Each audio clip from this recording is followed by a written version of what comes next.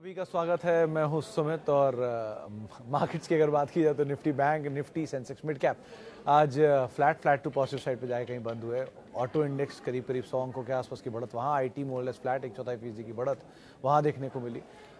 FMCG pharma थोड़ा बहुत pressure, लेकिन वहाँ भी सिलेक्टिव था कि एफ&ओ में औरोबिंदो फार्मा जैसे शेयरों में खरीदारी थी, सिंजिन में खरीदारी थी, रेड्डीज नीचे था, सन फार्मा नीचे था, तो वहाँ पर मिला जुला कामकाज हो रहा था। सेंसेक्स करीब 80 अंक ऊपर, 36 अंक ऊपर Nifty, more less mid cap 1/4% से ज़्यादा की बढ़त के साथ कामकाज, निफ्टी बैंक फ्लैट। लेकिन जो मेजर एक्शन आपको दिखाई पड़ेगा वो आज स्टॉक स्पेसिफिक था, तो थोड़ा बहुत बाइंग अदानी समूह के सभी शेयरों में आज जहाँ पे खरीदारी का दौर देखने को मिल रहा था पूरे स्पेस में। इसके अलावा आज रिलायंस बैकफुट पर था, लेकिन लास्ट आवर में जियो में खरीदारी थी, अपर सर्किट की तरफ जाके कहीं वो बंद होता हुआ दिखाई पड़ा, उसमें एक अच्छा मूव देखने को मिला। इसके अलावा सेलेक्टिव स्टॉक्स में आज लिकर स्पेस में खरीदारी थी, शुगर में प्रेशर था, कमोडिटी बेस्ड स्टॉक्स के अंदर प्रेशर था, मेटल में एनएमडीसी से स्टॉक्स में खरीदारी आते हुए दिखाई पड़ी थी एक समय पर। ओएमसीज में सिलेक्टिव बाइंग थी, एचपीसीएल में बाइंग थी, आईजीएल में इनफैक्ट आज खरीदारी देखने को मिल रही थी, एफ&ओ के टॉप गेनर्स में शुमार होता हुआ दिखाई पड़ा। तो सेलेक्टिव स्टॉक्स में आज मूव था, सेलेक्टिव रियल स्टेट के शेयरों में खरीदारी थी, मेटल के शेयरों में खरीदारी थी, पावर के शेयरों में थोड़ी बहुत बाइंग देखने को मिल रही थी। और एडवांस क्लाइंट लास्ट तक आते हुए करीब 1900 शेयर ऐसे थे जो कि तेज़ी में कामकाज कर रहे थे, और करीब 900,000 शेयर ऐसे थे जो कि बिकवाली के साथ कामकाज कर रहे थे। इनफैक्ट ये बीएससी में 2250-2300 शेयर ऐसे थे जो कि तेज़ी के साथ कामकाज कर रहे थे, और 1100-1200 शेयरों में वहाँ पर प्रेशर आता हुआ दिखाई पड़ रहा था। तो ओवरऑल एक बेहतर दिन आपको ब्रॉडर मार्केट्स में दिखाई पड़ेगा, और स्मॉल कैप इंडेक्स तो आज फिर एक नया रिकॉर्ड साइड पर जाकर बंद होता हुआ दिखाई पड़ा। और कैश मार्केट के शेयरों में या स्टॉक स्पेसिफिक स्टोरीज मार्केट में ज़रूर कामकाज करते हुए दिखाई पड़ी। तो अच्छा मूव ऑटो में, अच्छा मूव मेटल में, जहां पर खरीदारी का दौर बनता हुआ दिखाई पड़ा। लेकिन हैवी वेट्स में बैंक्स में ICICI bank, HDFC bank participate कर रहे थे। रिलायंस थोड़ा सा बैकफुट पे आज था, और आईटी में से टीसीएस और इन्फोसिस आज बैकफुट पर था, जिसका एक इम्पैक्ट आता हुआ दिखाई पड़ा। सवाल जो आपका सिलसिला शुरू कर लेते हैं और बातचीत कर लेते हैं कुछ सवालों को लेकर। शुरुआत करता हूँ कुछ फेसबुक के सवालों के साथ, जहाँ पर पहला सवाल, What percentage of gap should be considered good to average? Depends अनुज जी, अगर आप ट्रेडर हैं कि इन्वेस्टर हैं।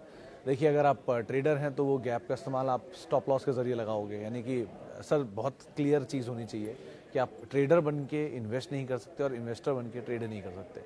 आप ट्रेडर हो तो आपके लिए स्टॉप लॉस है, और अगर आप इन्वेस्टर हो तो आपको गैप में एवरेज करना है, लेकिन आपका होराइजन लंबा होगा। तो अगर गैप में कितना परसेंटेज, जैसे कुछ लोग 10 रुपये नीचे गैप में कर लेते हैं, उनको लगता है कि नहीं बहुत नीचे डाउन साइड नहीं आएगा। अब इसका एग्जांपल ऐसे समझो कि कोई चीज़ 4000 रुपये की है, वो टूट के अच्छी क्वालिटी, जैसे कि डिवीज़ था 5000 के आसपास, 5200 के आसपास, टूट के 2900 आ गया। तो अगर आपने पहला ही लॉट 2900 में खरीदा तो आपके पास एवरेज का स्कोप ही नहीं है, ये बहुत ज़्यादा डाउन साइड उसमें अवेलेबल नहीं है। सो उस केस में आपको एवरेज बड़ा लॉट यहाँ करना है, क्योंकि वो बड़ा झटका था। तो बड़े झटके में आप एक बड़ा लॉट ले लो और फिर थोड़ा थोड़ा निम्बलिंग करते रहो नीचे के लेवल पर। लेकिन अगर कोई झटका ही नहीं खाया, 5400 रुपये का डिवीज़ टूट के 5000 ही आया, तो अभी आपकी शुरुआत है। तो पहला आपने लिया 5000, दूसरा ले लिया 4800, तीसरा लिया 4600, एंड एज एंड व्हेन बड़े बड़े झटके जो आप इंडेक्स में देखते गए या स्टॉक में गैप डाउन देखते रहे, उनको आप आराम से एक्यूमुलेट करते चले गए। ऐसे करके आप वहाँ काम करोगे। लेकिन हर चीज़ के लिए क्लियर सेट रूल्स हैं कि आप ट्रेडर हो तो आपका स्टॉप लॉस होना चाहिए आपके साथ, आप इन्वेस्टर हो तो आप अच्छी क्वालिटी के शेयरों में ही एवरेज करना, और विज़न हमेशा लॉन्ग टर्म ही रखना, तभी आपके लिए ठीक है, वरना अवॉइड करना, दोनों चीज़ें। My view on Jio financial. Gurmeet sir, देखो, जियो फाइनेंशियल के केस में एक चीज़ तो समझ लो आप पहले, सबकी ये बात मान भी लेता हूँ कि चलिए कोई कंपनियां कामकाज नहीं है, सिर्फ प्रोमिनेंट हैं, बातचीतें हैं, सपने हैं, जो भी है। तो जियो फाइनेंशियल के पास 6% स्टेक है रिलायंस इंडस्ट्रीज़ का, 16 लाख करोड़ रुपए की मार्केट कैप है रिलायंस इंडस्ट्रीज़ की। 6% की स्टेक की वैल्यू करीब बैठती है 1.25 लाख करोड़ के आसपास, 1,20,000 करोड़ के आसपास, मोटा मोटा। तो 1,10,000 करोड़ वैल्यू बैठती है, जिसको 676 करोड़ शेयर हैं जियो फाइनेंशियल के। उससे जब आप डिवाइड करोगे तो बैठेगी 160-170 रुपये वैल्यू सिर्फ रिलायंस के स्टेक की। तो पहली चीज़ वो तो हो गई फेयर वैल्यू, 160-70 रुपये तो उसकी फेयर वैल्यू है। वर्स्ट के सिनेरियो में ये दाम दिख जाए तुरंत कूद पड़िएगा, क्योंकि वहाँ तो आके इंट्रिंसिक फेयर वैल्यू ही इसकी चल पड़ेगी। अब 160 रुपये तो उसकी इन्वेस्टमेंट की, पहली इन्वेस्टमेंट की वैल्यू है जो जियो रिलायंस इंडस्ट्रीज़ में है। इसके ऊपर कुछ धंधा भी होगा, तो मोटा मोटा मान लेता हूँ कि 20 से 30 रुपया पर शेयर या 40 रुपये पर शेयर का धंधा होगा। तो 210, जहाँ आज वो डिप लिया था नीचे 210.11 या 190, तो इसके लिए आप बैंड रख लो 190 से 210। तो धंधा 20 रुपया या 30 रुपया और 160 उसके स्टेक की वैल्यू, दोनों मिला के 190 रुपये बैठता है कोर वैल्यू। और अब अगर 190 का वैल्यू है तो उसमें क्योंकि कैलकुलेशन है, कैलकुलेशन ऊपर नीचे भी होती है, तो उस हिसाब से आप 20 रुपये का बैंड रख लो। तो 190 नीचे या 180 नीचे और ऊपर 210, इस रेंज में कहीं भी आपको एक्यूमुलेट करना आप कर लो। और अप मूव उसके अकॉर्डिंग ही आपको आता हुआ दिखाई पड़ेगा। आज एक बड़ी बाइंग हुई है, तो वो कल पता चल जाएगी कहाँ पर है। उसी वजह से स्टॉक में आज अपर सर्किट भी लगता हुआ दिखाई पड़ा है। Som distilleries promoters are still buying, is it trap और good to buy, add more for long term? Dixit sir देखो, प्रमोटर का buying is a good trigger, but continuously in a small quantity buy करने में कोई खराबी नहीं है, या वो कंफर्ट प्रोवाइड कराएगा। लेकिन प्रमोटर कब उसको प्लेज कर देगा, कब उसको किसी और को ऑफलोड कर देगा, कब एक एंटिटी खरीदेगी दूसरी बेच देगी, ये आपको नहीं पता चलेगा। सो आपको सिर्फ बाय दिख रहा है। सेल वाले पार्ट पे भी नज़र रखना। 1, ये भी हो सकता है, अभी हुआ नहीं है लेकिन हो सकता है। 2, जो कंफर्ट था सोम डिस्टिलरी में 70 रुपये पे जब पहली बारी प्रमोटर ने बाय किया था और वहाँ पर एक्सपेंशन आना शुरू हुआ था, वो कंफर्ट अब खत्म हो चुका है जब स्टॉक 5 गुना ऊपर आ चुका है। तो अगर 5 गुना ऊपर आप स्टॉक लेने जाओगे तो अब risk is 5 times higher comparatively previous times.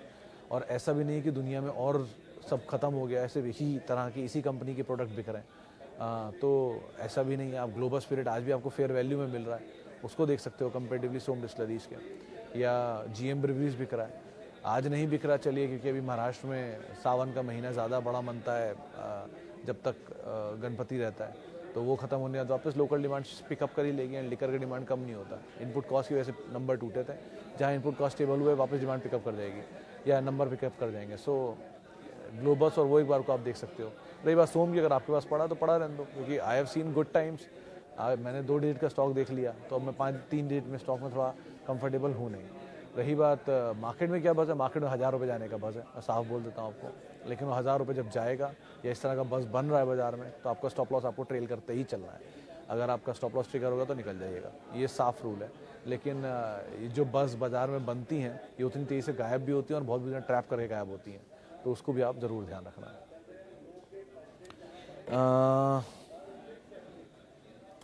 Okay, आगे बढ़ते हैं। और any good name on advertisement segment? Advertisement segment as in जो एडवर्टीजमेंट करती हैं सारी मीडिया कंपनियां सब करती हैं, हम लोग करते हैं, नेटवर्क 18, TV 18, जी एंटरटेनमेंट, सन टीवी का मेजर रेवेन्यू एडवर्टीजमेंट का सारी मीडिया कंपनी करती हैं। बट इससे पैसा बनेगा नहीं, आप उसकी चिंता मत करो। वो स्ट्रक्चर ही ऐसा है कारोबार का कि यहाँ पैसा नहीं बनेगा। सन TV ने बनाया because of IPL team valuation, लेकिन अदरवाइज चांसेस थिनली लो। बाकी आप ट्राई करना चाहो कर लो। Holding Bajaj steel from 540 and Himadri speciality from 64, what should be the long term view? Himadri तो सर आप ट्रेल कर सकते हो, बजाज स्टील को मैं ट्रैक नहीं करता है। बजाज स्टील का नाम बदला है क्या? मतलब इसको मैं ट्रैक नहीं करता, सॉरी। ये हिमाद्री को आप एटलीस्ट होल्ड कर सकते हो अभी के लिए। केमिकल में वैसे भी बॉटम बन ही रहा है, आप लोगों को याद ही होगा जुबलेंट इंग्रेविया 379 का स्टॉप लॉस जो आज तक ट्रिगर नहीं हुआ, और आज 516 रुपये होकर आ गया जुबलेंट इंग्रेविया। सो केमिकल के केस में अब डाउनसाइड लिमिटेड है, था उस समय भी, और अब और थोड़ा बढ़ गया है। तो अब डाउनसाइड लिमिटेड नहीं है लेकिन डाउनसाइड है। सो रिस्क बहुत कम है, लेकिन अब एंटर करने का सही समय नहीं है। अब आपके पास है तो बने रहने का सही समय है। तो Jubilant Ingrevia, Lakshmi Organics, Himadri chemical, Vishnu chemical, Sudarshan chemical, ये जितनी कंपनियां थी, इन्होंने जो बॉटम उस समय दिखा रहा था, जब इसको मैं बोलता था थोड़ा थोड़ा एक्यूमुलेट कर सकते हो आप, वो लेवल अब नहीं है। सो अभी होल्ड करो अगर आपके पास हैं तो, और नई पोजीशन अब मत लेना एवरेज जाके ऊपर। अब लेने लायक अगर है तो UPL एक बार वो फिर भी दिख रहा है, क्योंकि बहुत भाग गया आज, तो थोड़ा नीचे मिल जाए तो ज़्यादा बेटर है। लेकिन वो एक बार वो फिर भी कंपेरेटिवली बेटर पोजीशन दिखाई पड़ेगा आपको। चलते हैं वापस अब YouTube पे कुछ सवालों को लेकर, जहाँ पर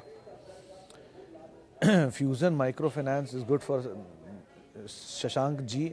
जो भी नई कंपनी है, कोई भी IPO है, कितनी भी अच्छी कंपनी हो, 1 साल से पहले उसकी सिचुएशन समझ में नहीं आती, एटलीस्ट मुझे तो नहीं आती।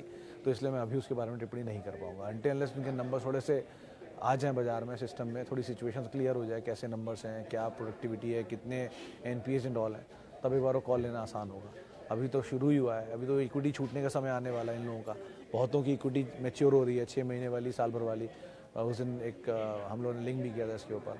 तो वो इक्विटी छूटेगी तो आपको वैसे ही माल मिलेगा नीचे। तो जहाँ तेज़ी मिल रही है उस तेज़ी का इस्तेमाल करिए, थोड़ा थोड़ा पैसा वहाँ पर लेते रहिए, एटलीस्ट नए IPOs में इसका इस्तेमाल आप जरूर करिएगा। नीचे मिलेंगे फिर ऐड कर लिएगा। Thank you AD sir, thank you. और Shoppers Stop, Polyplex, Astec life and Century textile for long term. Century good to hold, Astec good to hold, Polyplex good to hold and Shoppers Stop so far इस scenario में good to hold, क्योंकि festive demand आगे है। Shoppers Stop से अच्छी trend है always, but Shoppers Stop अभी hold कर लो, क्योंकि नंबर वैसे तो इससे ख़राब है, दो कंपनी इतनी दमदार नहीं है, लेकिन क्योंकि फेस्टिव डिमांड है तो थोड़ा पिकअप मिलेगा इसको। तो आप देख सकते हो, अगर आप इससे निकलना चाहो तो निकल के मान्यवर में जा सकते हो, वो भी एक अच्छा बेट हो सकता है कंपेरेटिवली इससे। तो ए बी फैशन इवन वो एक कंपेरेटिवली अच्छा बेट हो सकता है इन दोनों से। तो शॉपर स्टॉप से अच्छा तो ए बी फैशन एंड मान्यवर है, बट स्टिल आप अगर हो इसमें तो आप बने रहो, ऐसे कोई दिक्कत नहीं, तेज़ी मिल जाए निकल जाना। How's global spirit at CMP? There is news about ethanol blend petrol, which stock to keep in radar. Randhir sir, ये मतलब मेरे को पिछले 15 साल तो याद है जब ये एथेनॉल ब्लेंडिंग हो रही है, आज से नहीं है ये स्टोरी, बहुत सालों से है। वो एथेनॉल ब्लेंडिंग का परसेंटेज बढ़ता घटता रहता है। पहले वो शुरू हुआ था 2% से, फिर 3 हुआ, फिर 5 हुआ, फिर 10 हो गया। और एथेनॉल ब्लेंडिंग के लिए हमेशा इम्पैक्ट करता है शुगर कंपनियों पर कि वो इथेनॉल प्रोड्यूस करती हैं। लेकिन अभी मेरी एक पुराना मेरा फ्रेंड है जिसने मुझे शुगर साइकिल बहुत साल पहले समझाई थी, तो मैं उससे मिला तो मैं उससे पूछा भी कि ये शुगर साइकिल का क्या स्टेटस है अभी। तो बोला अभी तो कुछ भी नहीं हुआ है, अभी तो शुरू भी होगा और ये इनमें कोई सुधार नहीं है। थोड़ा बहुत आपको लग रहा होगा कि इथेनॉल ब्लेंडिंग करने लग गए, इथेनॉल प्रोडक्शन होता है, अल्कोहल प्रोडक्शन होता है। बोला कोई सुधार नहीं है, वो फर्स्ट फेस ऑफ इट दिख रहा है। थोड़े दिन बाद नंबर ख़राब होने शुरू होंगे और जब नंबर ख़राब होंगे तब इनमें एंटर करना, अभी मत करो। तो जब शुगर साइकिल का जो मोटा मोटा सार उसने समझाया, जो मुझे समझ में आया, वो ये था कि जब बहुत सरप्लस शुगर आ जाए और रिटेल का दाम 25, 26, 30 रुपये होलसेल का दाम या रिटेल का दाम पहुंच जाए, तब एक बार को आप कॉल लेना। लेकिन अभी नहीं, अभी शुगर का दाम में अभी भी सरप्लस आया नहीं है अभी, इसलिए सरप्लस जब तक चीनी की मार्केट में नहीं आएगा तब तक ऐसा कुछ मत करना। तो तब उस समय आपको ऐसी शेयरों के दाम बता दें, कौड़ियों के दाम पे आ जाते हैं, लॉस हो रहे होते हैं, कुछ अपनी प्रोडक्शन यूनिट्स बंद कर देती हैं। जब वो डिस्ट्रेस सिचुएशन आएगी ना तब एंटर करना, अभी मत एंटर करना उस समय पर। और रही बात ग्लोबल स्पिरिट की, देखिए सर मेरी सीमित जानकारी ये बोलती है ग्लोबल स्पिरिट में बहुत ज़्यादा डाउनसाइड नहीं बचा है अब, और बहुत समय से एक दौर के अंदर है। पहले वो बहुत चला था, फिर टूटा है, तो वो टूटा है तो थोड़ा समय लेगा। लेकिन एंटर करने लायक सिचुएशन अगर आप देख रहे हो तो ये इसमें और जीएम में एंटर करने लायक सिचुएशन है। डिमांड इनकी प्रॉब्लम नहीं है, इनकी प्रॉब्लम है इनकी इनपुट कॉस्ट, वो थोड़ी कूल ऑफ हो गई है। तो ग्लास के प्राइसेस नीचे हैं, बारले के प्राइसेस नीचे हैं, बाकी प्राइसेस नीचे हैं, तो पिकअप मिल जाना चाहिए। एक इस क्वार्टर नहीं तो अगले क्वार्टर से थोड़े नंबर इंप्रूव होने चाहिए।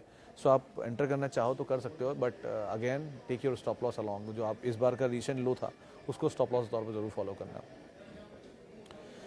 जियो finance 200 share eight 236। Manoj ji, मैं इस पर अपना व्यू या अपनी बात कर ही चुका हूँ, एक बार वहाँ पर सुन सकते हो। What is the reason for chemical stock raising today? उत्तम जी, केमिकल स्टॉक में मतलब मुझे आज का तो ये मूव नहीं समझ में आता, बट एक चीज़ मुझे जो जिसकी ट्रिगर पे मैं जुबिलेंट इनग्रेविया हमेशा बोलता था कि जुबिलेंट इनग्रेविया लॉन्ग कर लो, 379 का स्टॉप रखना, लॉन्ग कर लो। तब सब लोग बोलते थे वो चलता नहीं है, ये नहीं वो नहीं, जो भी रीज़न हो। तेज़ी के सर रीज़न होते हैं, मतलब हमेशा बाज़ार में तेज़ी और मंदी सबके रीज़न होते हैं, आप वो पिक कर लेते हो जो आपको पिक करना होता है। तो रीज़न उस टाइम में भी तेज़ी के दिख रहे थे साफ कि 4 क्वार्टर के नंबर में 2 क्वार्टर के नंबर हाई बेस पर आए थे। तो हाई बेस के नंबर के बाद 2 क्वार्टर के स्टेबल बेस पे नंबर आए थे। तो अब ऑब्वियसली बात है 2 क्वार्टर के बेस स्टेबल हो गए तो अगले 2 क्वार्टर के भी स्टेबल बेस आएंगे।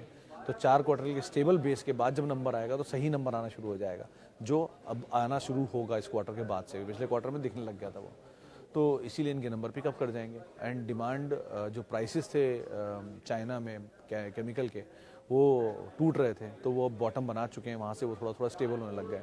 प्राइसेस स्टेबल हुए तो प्राइसेस बढ़े तो रियलाइजेशन इंप्रूव हो जाएगा। इसको ट्रिगर बाजार ने बना लिया और चलना शुरू हो गए। सो चाल अपनी चलता है बाजार, रीज़न हम जोड़ते हैं उससे। कभी भी ये मत सोचना कि रीज़न से शेयर चला है, शेयर चला इसलिए रीज़न ढूंढा किसी ने। तो आप कभी भी, आपको कोई शेयर का फॉल दिख रहा हो गूगल कर लो, फॉल का रीज़न मिल जाएगा।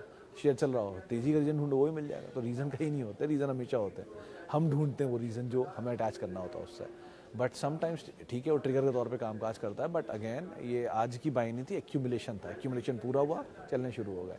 तो जिनके पास हैं वो बने रहो, जिनके पास नहीं है दोबारा एंटर मत करना, यहाँ पर ये रिस्की बेट हो सकता है। ओके, आगे बढ़ते हैं। जियो फाइनेंस पे हम बात कर चुके हैं। सेल शॉर्ट टर्म मोमेंटम के पटेल साहब, मैं मार्केट को ट्रैक नहीं करता तो उसके लिए माफ़ी चाहूँगा, लेकिन अदरवाइज़ लॉन्ग टर्म के लिए मेटल साइकिल है और साइकिल का हिस्सा बनता है, तभी आप एंटर करिए। सेफ इसमें हिंडाल्को था, वो आज चलना शुरू हो गया, तो हिंडाल्को आप देख सकते हो एक अच्छी बैट हो सकती है, बट शॉर्ट टर्म में ट्रैक नहीं करता तो उसके लिए माफ़ी चाहूँगा। ओके अदानी विल्मर में अभी फ्रेश बाय कर सकते हैं फॉर लॉन्ग टर्म के लिए, कर सकते हैं 350-360 रुपये का एक स्टॉप लेकर आप उसमें आराम से बने रहो, ज़्यादा बेटर है। लेकिन स्टॉप लेस तो ज़रूर ले लेना इसमें, क्योंकि अभी वो ट्रिगर आया नहीं है अदानी ग्रुप का, सेबी का आउटकम नहीं आया, तो अब G20 के बाद के लिए ट्रांसफर शिफ्ट हो गया है, तो अब G20 मीटिंग है 10 तारीख तक, तो उसमें ही चलेगा, तो तब तक के लिए अब चल रहा है धीरे धीरे, तो आउटकम नहीं आएगा, उस पर डिपेंड करता है कब आता है क्या आता है। लेकिन सो फार के लिए आप 350 का स्टॉप लेके जा सकते हो, कोई रिस्क नहीं है, 20 रुपये का रिस्क है, वो देख सकते हो आप। अच्छा, कुछ ऐसे शेयर जो फॉर 2 इयर्स होल्ड, जिनमें रिस्क कम हो, जिनकी SIP शुरू करो। सर तो ऐसे रिस्क कम वाले स्टॉक में आप जाना चाहो तो IT मेजर हैं, क्योंकि ऑलरेडी बहुत टूटे हुए हैं, उनमें रिस्क कम है। आप TCS इन्फोसिस हमेशा की तरह बोलता हूँ, फिर आप उनको देख सकते हो। जहाँ पर रिसेंट तेज़ी, UPL निफ्टी का स्टॉक है और बहुत ज़्यादा बीट एंड डाउन है, उसको आप देख सकते हो, अच्छी कंपनी है, ऐसे कंपनी ख़राब नहीं हो, ठीक है, नंबर कमज़ोर आ गया इस बारी। उसके अलावा जहाँ पर बीट एंड डाउन हो सिचुएशन, जहाँ पर बहुत ज़्यादा गिरावट की गुंजाइश ना हो, वहाँ आप चले जाओ। जहाँ पर ऑलरेडी भागे हुए शेयर हों, ऑल टाइम हाई पर हों, या बहुत बढ़िया तेज़ी हो, जहाँ सिचुएशन हंकी डोरी हो, जहाँ सब कुछ बहुत रोज़ी पिक्चर हो, उनको अवॉइड करना वो ज़्यादा बेटर है। क्योंकि रिस्क वहीं होता है जहाँ बहुत ईजी रिवॉर्ड दिख रहे होते हैं, वहाँ कोई रिस्क नहीं है, जहाँ पे कोई ईजी रिवॉर्ड ही नहीं है। कौन आना चाहेगा मौत के कुएं में खेलने के लिए? सबको चाहिए वो जगह जहाँ पे बढ़िया ग्रीन पास्चर हो, सूखी ज़मीन पे कोई नहीं आता। तो ऐसी जगह ढूंढो जहाँ पर पॉसिबिलिटी हो घास उगने की, ऐसी जगह मत ढूंढो जहाँ बिल्कुल लहलहाती घास हो। सो अकॉर्डिंगली आप कॉल लेना। रिस्क इस समय पर उन स्टॉक्स में ज़्यादा है जिन स्टॉक में स्टोरीज बहुत अच्छी हैं, उन स्टॉक में नहीं है जिन स्टॉक में स्टोरीज नहीं है। सो ऐसे स्टॉक और क्वालिटी, स्टिक टू क्वालिटी। मतलब अभी एक फैमिली ऑफिस से मैं मिल के आया था, उनका एक ही कहना है कि वो निफ्टी के 100 स्टॉक में ही ट्रेड करेंगे, वो निफ्टी 100 से आगे बढ़ते ही नहीं है, चाहे कुछ हो जाए, चाहे कितनी भी ल्यूक्रेटिव। और फैमिली ऑफिस के तो रिसोर्स भी अच्छे होते हैं, ट्रिगर बहुत अच्छे मिलते हैं, खबरें बहुत अच्छी मिलती हैं, हर मैनेजमेंट की एक्सेस होती है उनके पास, लेकिन फिर भी वो निफ्टी 100 पे ही काम काज करते हैं, बिकॉज उन्हें पता है कि यहाँ पर रिस्क सबसे कम है, यहाँ क्वालिटी एश्योर्ड हो आप, इनकी क्वालिटी है, क्रेडिबिलिटी है, सालों से इस कंपनियाँ काम कर रही हैं।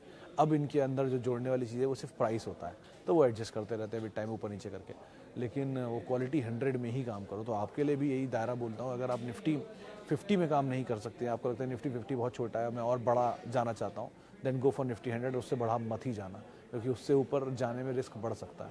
लेकिन निफ्टी 100 तक फिर भी कंपनीज आर गुड, वहाँ पर आप चर्निंग करते रहो धीरे धीरे, वो ज़्यादा अच्छा है। लक्ष्मी ऑर्गेनिक 100 शेयर हैं, 360 की बाय हैं, अभी 300 पर चल रहा है। आगे का व्यू थोड़ा थोड़ा एवरेज कर सकते हो जयप्रकाश सर, क्योंकि आपकी कॉस्ट ऊपर की है और सिचुएशन थोड़ी स्टेबल हुई है, तो 280, 260, 290 कहीं जोन दिखे तो थोड़ा थोड़ा ऐड करते रहो और होल्ड करो, खराबी नहीं है कंपनी में। वो भाई अगेन केमिकल प्राइसेस वाला खेलता पूरा, सो थोड़ा सिनेरियो सिचुएशन बदला है, काम आ जाएगा, प्रॉफिट भी मिल जाएगा आपको, आप होल्ड कर सकते हो। Okay and Kajaria ceramic and JB chemical both are good to go हैं सर।